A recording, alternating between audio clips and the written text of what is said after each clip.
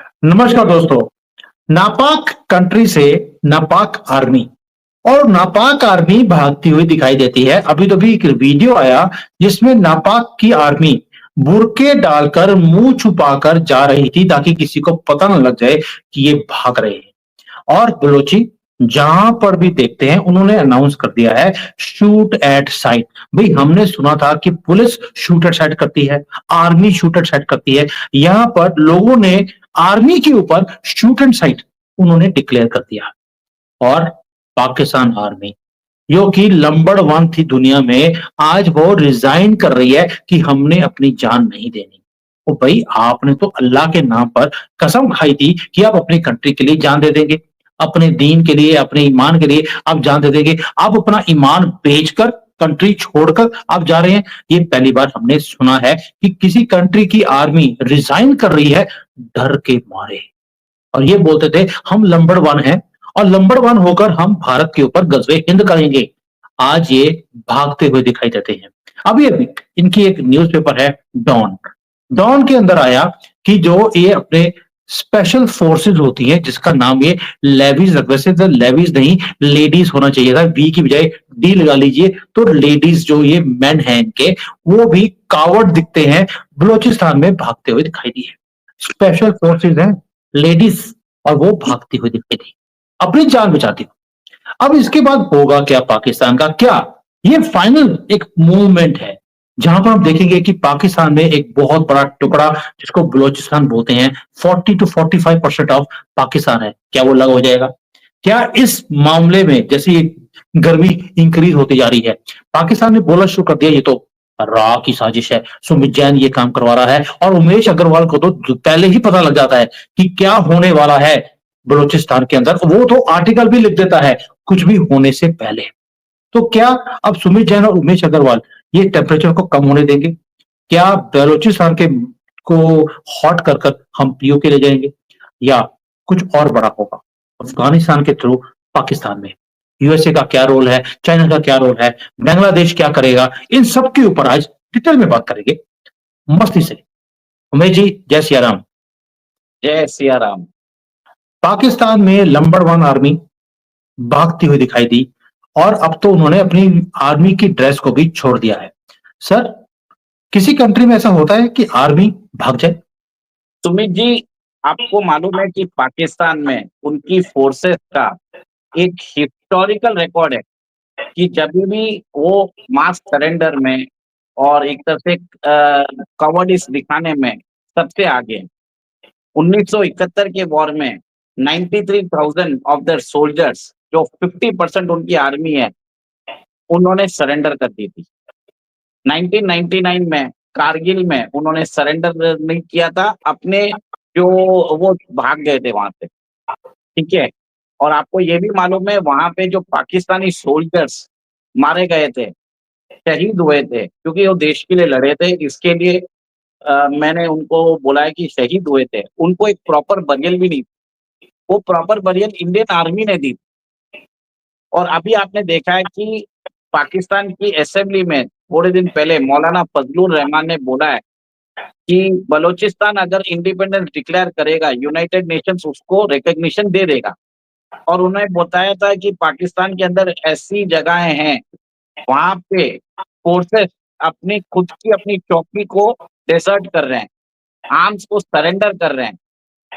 ऐसी हालत आ गई है कि वो लोग सरेंडर करके वो बोल रहे हैं कि हम सऊदी अरेबिया गल्फ चले जाएंगे, वहां पे जाके मजदूरी कर लेंगे, पर अपनी जान हम पाकिस्तानी जनरल्स के लिए नहीं देंगे, क्योंकि पाकिस्तान आर्मी में उनका मोरल बहुत डाउन है। आपको मालूम है कि कैसे पाकिस्तान के अंदर ऑफिसर्स जो रहते हैं, जनरल्स रहते हैं, वो आने के बाद इतना पैसा बना लेते हैं कि उनकी 7 पुश्तें नहीं 70 पुश्तों को काम करने की जरूरत नहीं है। अमेरिका में चले जाते हैं, उनका रिटायरमेंट होम अमेरिका रहता है। और आपको मालूम है पाकिस्तान में फौजी फाउंडेशन वहां पे सब काम करता है। तो कहीं ना कहीं पाकिस्तान को इकोनॉमिकली, पॉलिटिकली सब चलाने वाला ये रावलपिंडी का जो सेंटर है आर्मी का और फौजी फाउंडेशन, ये लोग ही काम करते हैं। तो इसके कारण उनकी जो आर्मी है, जहाँ पे जवान है, पाकिस्तान जवान, जो फ्रंट आर्मी है, जो टेररिस्ट या सबसे लड़ती है, उनका मोरल डाउन हो गया।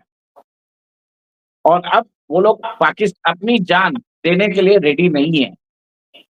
वो बोलते हैं हम अपनी जान नहीं देंगे पाकिस्तान के लिए, क्योंकि कोई मतलब नहीं है। अब ये देखिए, पाकिस्तान में आपको मालूम है जो जनरल सब रहते हैं वो पंजाब के रहते हैं। जो उनकी जो दूसरी आर्मी है, जो लोअर लेवल ऑफिसर्स जो जवान है, वो पश्तून के करीबन 20 से 25% वो लोग हैं। अब उनको बोला जाता है कि आप जाके अपने ही लोगों से लड़ो, तो कैसे होगा वो काम, कैसे होगा? और आपको मालूम है पश्तून वाले कितने लड़ाकू रहते हैं। अगर आपने उनको, उनके बिरादरी को, किसी को मार डाला, तो वो लोग वापस आपके ऊपर बदला देंगे, आपको आपको जांच से निकाल देंगे। तो उनके अंदर एक डायलेमा आ गई है। इसके कारण आपने देखा है कि पाकिस्तान तहरीक-ए-तालिबान इतना स्ट्रांग हुआ है। 15,000 के लड़ाके हैं तालिबान के पास, पर वो 7 लाख की पाकिस्तान आर्मी को लेने का जज्बा रखते हैं, क्योंकि उस पाकिस्तान आर्मी में 20% पश्तून पॉपुलेशन है। इसका यही रीजन है। सेकंड, बलूचिस्तान में ऐसा हो गया है कि जैसे आपने बताया, वो लिबिक्स जो उधर की जो फोर्स है, वो लोग, उन लोगों ने चेक पोस्ट अबैंडन कर दिया है, अपने आर्म्स छोड़ दिए हैं। और यहाँ तक रिपोर्ट आई है कि 2,500 लोगों ने, 2,500 पाकिस्तानी पर्सनल्स ने अपने रेसिग्नेशन दे दिए हैं। और क्वेटा में बैठ के ये सर्कुलर निकाला गया कि अगर आर्मी छोड़ दी, आपको वापस नहीं लिया जाएगा, आपको भगोड़ा करार कर दिया जाएगा। तो ऐसी हालत हो गई है। मैं हमेशा यही बोलता हूँ कि पाकिस्तान की पॉलिटिकल एस्टेब्लिशमेंट वो डिस्क्रेडिट हो गई है, आर्मी डिस्क्रेडिट हो गई है। क्योंकि अगर भारत के अंदर अगर जनरल रहते हैं, वो डेकोरेटेड जनरल रहते हैं, वो लोग उनके नाम से कसमें वादे खाते हैं। जबकि पाकिस्तान में आर्मी जनरल अपनी देश को लूटते हैं, अपनी फौज को लूटते हैं, और जो नीचे के जवान हैं उनको आगे करके उनको मरने के लिए झोंक देते हैं। ऐसा है कि वो लोग उनको शहादत भी नहीं बोलते हैं। अभी आपने देखा है कि बलूचिस्तान में 214 लोगों को मारा गया था, जाफर एक्सप्रेस के जब उन्होंने हाईजैक किया था, उसको वो डिनाई कर रहे हैं। अगर वो उनको मान लेते हैं कि वो मारे गए हैं, तो उनको सारे पर्क्स एंड बेनिफिट्स मिलते हैं। अब उनको पर्क्स और बेनिफिट्स नहीं देने के लिए ये उनको मरा हुआ भी नहीं मानते हैं। और उसके बाद आपने देखा कि 90 लोगों को मारा गया था, उसको भी पाकिस्तान आर्मी ने डिनाई कर दिया।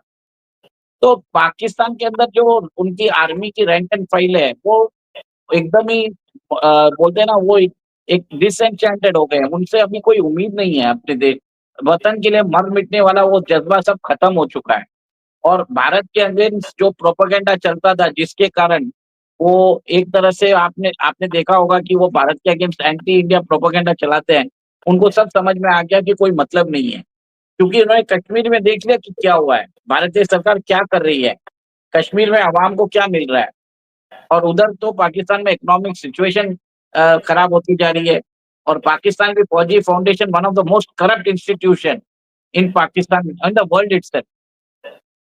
इतने सारे बेनिफिट्स ले चुके हैं पाकिस्तान के, कि उनके ऑफिसर्स को भी, उनके जो जवान है उनको भी नहीं मिल रहा बेसिक जैसे बोलते हैं ना, health care benefits, educational benefits, emoluments, जो भी आर्मी देती है, वो सब भी डिनाई करने के लिए उनको मरा हुआ भी नहीं मानते। सर कहाँ से होगा सर? एक चीज तो पता लग गई कि नंबर 1 आर्मी कितनी नंबर 1 है, नंबर 1 भागने में है, वो तो समझ आ गया हमें।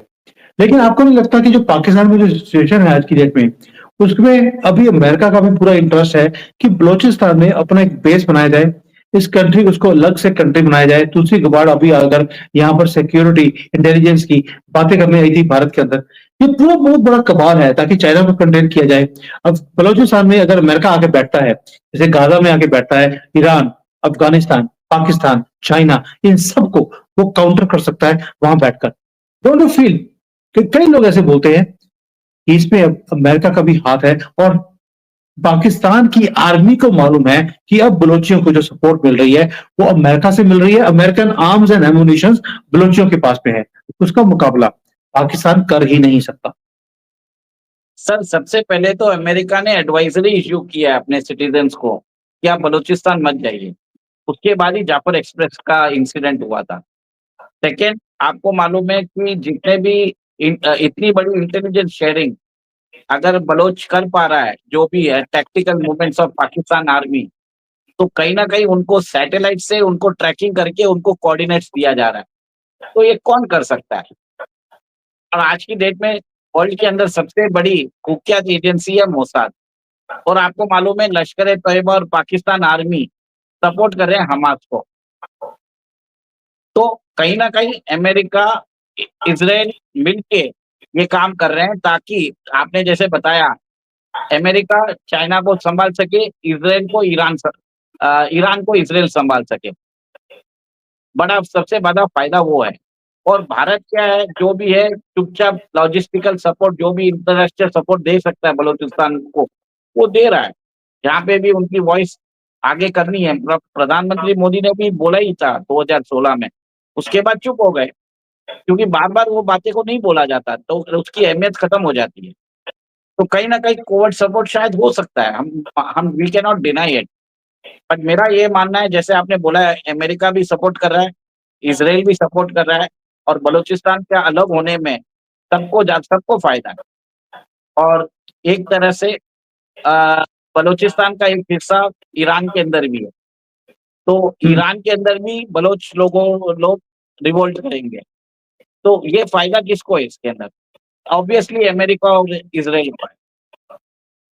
सर पाकिस्तान की सिचुएशन हमें समझ आ गई कि ये टूटने के कगार पर है। सारा जिसको बोलते हैं कि असला जो पाकिस्तान बोलता था कि भारत के अंदर हमने पेट्रोल छिड़क दिया है, बस तीली लगानी है। हमने वही काम पाकिस्तान के साथ किया। आज पूरे पाकिस्तान में आग लगी हुई है। आग लगी हुई कि पेट्रोल छिड़का हुआ है, तीली भी लग चुकी है। आपको नहीं लगता कि ये परफेक्ट टाइम है पीओके के ऊपर भी कुछ करने के लिए? क्योंकि पीओके में शांति है। वहां पर ना तो प्रोटेस्ट है, ना आर्मी के अगेंस्ट कोई काम हो रहा है, और हमारा बॉर्डर भी हमने बिल्कुल शांत रखा हुआ है। Don't you feel we should increase the temperature in POK also? Sir अभी ऐसा है कि भारत अगर कुछ करेगा तो Bharat will be termed as aggressor. इसमें क्या है, स्लो एंड स्टडी चोक करने की बात होती है अपने एनिमी को। तो हर जगह से आप देख रहे हैं कि बलूचिस्तान नेशनल आर्मी फॉर्म हो गई है, उनको कवर्ट सपोर्ट तालिबान से मिल रहा है, और यहाँ पे भी कश्मीर के अंदर प्रोटेस्ट चालू हो चुके हैं। वहाँ पे भी बोला जा रहा है कि we want to merge with POJ with India. POJK में प्रोटेस्ट चालू हो गया।